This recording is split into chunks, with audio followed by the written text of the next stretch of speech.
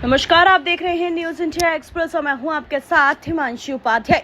पलवल कांग्रेस के लोकसभा प्रत्याशी और पूर्व कैबिनेट मंत्री चौधरी महेंद्र प्रताप सिंह ने अपने चुनावी अभियान की शुरुआत पलवल जिले की भुडेर पाल की राजधानी कहे जाने वाली धतीर गांव से की। इस मौके पर उनका गर्मजोशी के साथ जोरदार स्वागत किया। सभा में भुडेर पाल के आसपास के दर्जनों गांव के हजारों की संख्या में लोग मौजूद थे। सभा में लोगों ने अब की बार महेंद्र प्रताप के नारों के साथ लोगों ने दोनों हाथ उठाकर अपने खुले समर्थन का ऐलान किया।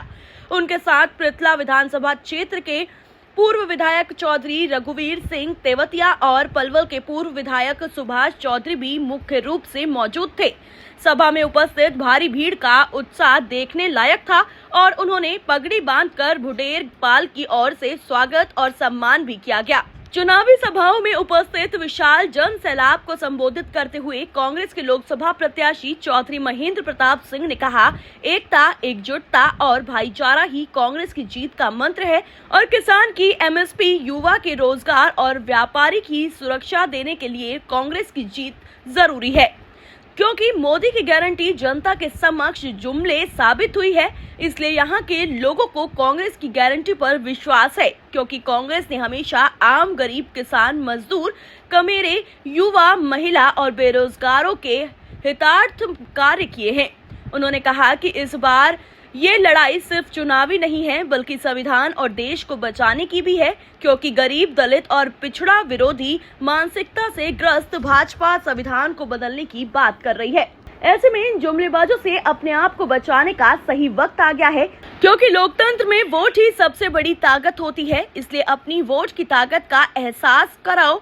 उन्होंने कहा कि जनसभा में मौजूद हजारों लोगों के चेहरे पर मुस्कान बता रही है कि यहाँ के लोगों ने भाजपा को हराने का पक्का मन बना लिया है। उन्होंने लोगों से आह्वान किया कि वो अपने इस जोश और उत्साह को बढ़ाते हुए एकजुट हो, कांग्रेस पार्टी के चुनाव निशान हाथ के पंजे पर मोहर लगाकर कांग्रेस की जीत सुनिश्चित करें, जिससे कि आने वाले समय में हरियाणा विधानसभा में भी कांग्रेस की सरकार बन सके। इस मौके पर पृथला के पूर्व विधायक रघुवीर सिंह तेवतिया ने अपने संबोधन में कहा कि भाजपा ने तो केवल लोगों को बेवकूफ बनाने का काम किया है। उन्होंने पूर्व मुख्यमंत्री चौधरी भूपेंद्र सिंह हुड्डा की तारीफ करते हुए कहा कि उन्होंने हमें महेंद्र प्रताप सिंह के रूप में ऐसे ईमानदार नेता को लोकसभा प्रत्याशी बनाकर भेजा है, जिन्होंने 5 बार विधायक और हरियाणा सरकार में कैबिनेट मंत्री रहे। अपने बेदाग छवि को दर्शाते हुए विकास और रोजगार को बढ़ावा दिया है। उन्होंने सभाओं में मौजूद हजारों की संख्या में लोगों से दोनों हाथ उठाकर कांग्रेस की जीत की गारंटी लोगों की तरफ से दी। भर दो ना भरो, अब यार ये गड़बड़ हो रही है कुछ। मैं ये कह रहा हूँ कि ये चुनाव ना बीजेपी का ना कांग्रेस का, जो मेरी अपनी सोच है, ये चुनाव कृष्ण पाल गुर्जर को हराने का। ऐसे ही है, कुछ और बात है?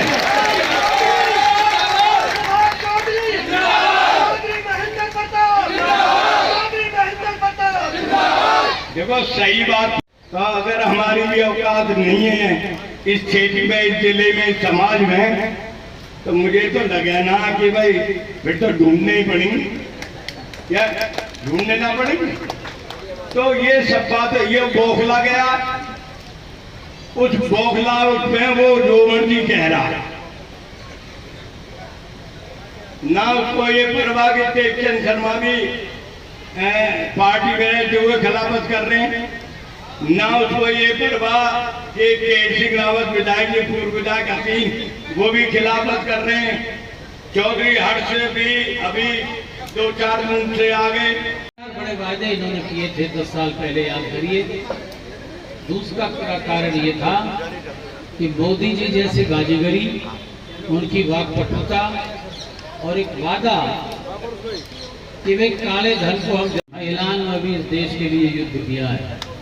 तो ऐसे ही जमहूरियत संभाले बैठी है, मैं उनका भी सम्मान करता हूँ, उनको भी नमन करता हूँ मातृशक्ति के रूप में। साथियों, आप बहुत देर से बैठे हैं, मैं भी जल्दी अभी तेवतिया जी के हल्के में इन्होंने कई प्रोग्राम रख रखे हैं।